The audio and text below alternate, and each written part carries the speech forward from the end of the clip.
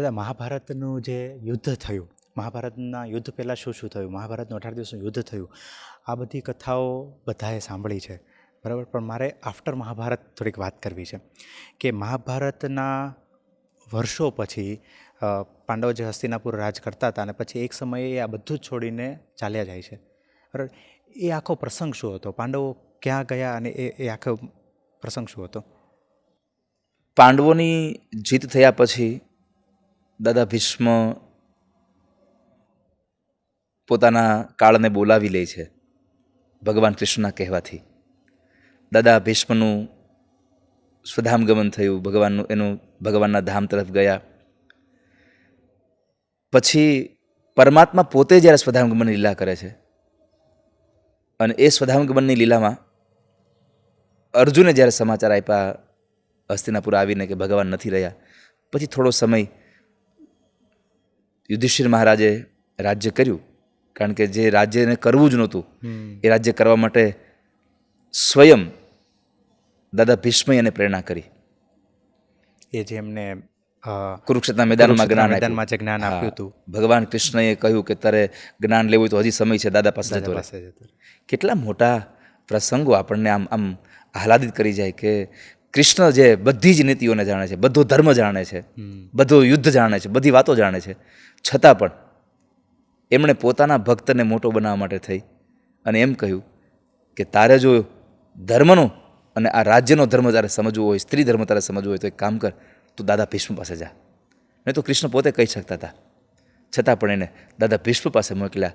દાદાએ પણ પૂછ્યું હતું ભગવાનને, પ્રભુ આ બધું તમે જાણો છો તો તમે કેમ ન કહી દઉં?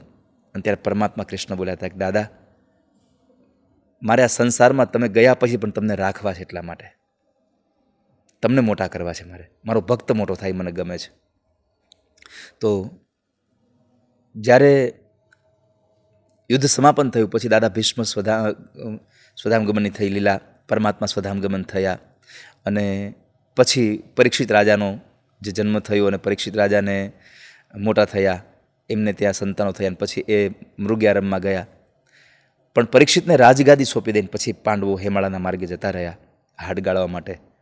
અને એ અનેક કથાઓ સાથે પછી મહાભારત વિશ્રામ તરફ થઈ રહ્યું છે.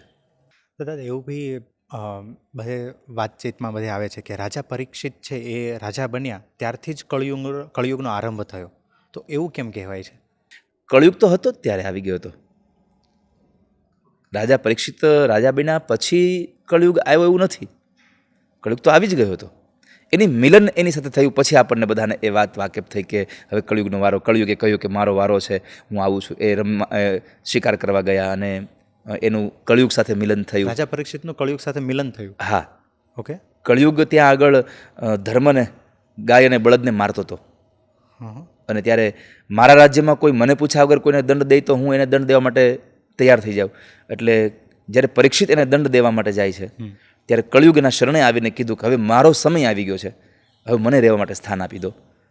એટલે કળિયુગને પછી પરીક્ષિત રાજાએ રહેવા માટે સ્થાન આપ્યા અને એ 4 સ્થાનો આપ્યા કે જ્યાં જુગાર રમાતો હશે ત્યાં કળિયુગ રહેતો હશે, જે જગ્યાએ ન ખાવા પીવાના પદાર્થો ખવાતા પીવાતા હશે ત્યાં કળિયુગ રહેતો હશે, અને જે જગ્યાએ વ્યભિચાર થતો હશે ત્યાં કળિયુગ રહેતો હશે, જે જગ્યાએ હિંસા થતી હશે ત્યાં કળિયુગ રહેતો હશે. અને પછી ફરીવાર એકવાર યાચના કરી, પુનશ્ચ યાચમાનાય, ફરીવાર મહારાજે કે યાચના કરું છું કે તમે 4 સ્થાનો આપ્યા પણ આ 4 સ્થાનમાં મારો પરિવાર સમાય એવો નથી, એટલે મને એક સ્થાન હવે સારું આપો.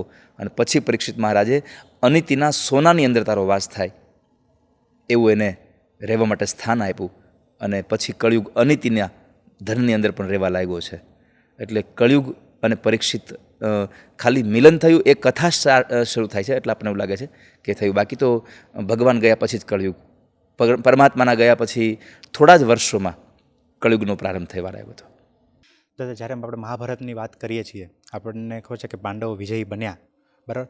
પણ આ વાત યુધિષ્ઠિર પણ કરે છે. જ્યારે યુદ્ધ પૂરું થયું, હમણાં આપણે કીધું યુધિષ્ઠિર તો રાજ્ય સ્વીકારવા તૈયાર જ નહોતા, કારણ કે એમણે કીધું કે હું આ કોને ખોઈને મને આ રાજ્ય મળ્યું છે. તો જ્યાં બધા જ લોકો, પરિવારના સગા સંબંધી બધા મૃત્યુ પામ્યા છે, બરાબર. અને એવી રીતે જ્યારે પાંડવો વિજયી બન્યા તો આને વિજય કઈ રીતે કહી શકીએ?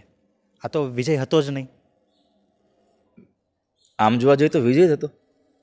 એમ હતો, પણ આમાં તો બધા જ લોકો, બંને પક્ષના લોકો બંને પક્ષના લોકો મળ્યા છે. એ તો ભગવાન કૃષ્ણએ જ કહ્યું હતું દુર્યોધનને, જ્યારે ભગવાન સમજાવવા આવે છે દુર્યોધનને પાંડવોનો સંદેશો લઈને કે તું યુદ્ધને હવે ન કરે તો સારું છે, પણ છતાં પણ જ્યારે દુર્યોધન યુદ્ધ કરવા તૈયાર થયો ત્યારે પરમાત્માએ કહ્યું હતું કે દુર્યોધન યુદ્ધ કરશો તો નહીં જીત પાંડવોની થાય, નહીં જીત કૌરવોની થાય, આમાં જીત કાળની થશે, મૃત્યુની જીત થશે, સમયની જીત થઈ જશે. આવું ભગવાન શ્રી કૃષ્ણે ભગવાને પહેલા જ કીધું. હા, પહેલાં જ કહ્યું હતું કે આમાં તમારી કે પાંડવોની જીત નથી થવાની. કોઈ વસ્તુ મળી જવાથી જીત નથી. ક્યારેક ક્યારેક અમુક જગ્યાએ હારીને પણ આપણને જીતનો અનુભવ થતો હોય છે. બધી જગ્યાએ જીતવાથી જ જે આનંદ મળતો હોય એ ક્યારેક કોઈ જગ્યાએ હારી જવાથી આનંદ મળતો હોય છે. એક શિક્ષકને છોકરાઓને ભણાવવામાં જે આનંદ મળે ને એ ક્યારેક પોતાના દીકરા પાસેથી એને એકડો એનો હાથ પકડીને ઘૂંટાવવામાં આનંદ મળતો હોય છે. એટલે બધી જગ્યાએ જીતવાથી આનંદ નથી હોતો, ક્યારેક હારવાથી પણ આનંદ હોય છે. એટલે જીત પાંડવોની જ હતી અને એ વસ્તુ મળવાથી જીત મળી, એ પ્રમાણે એ પાંડવોની જીત આપણે ગણી શકીએ છીએ.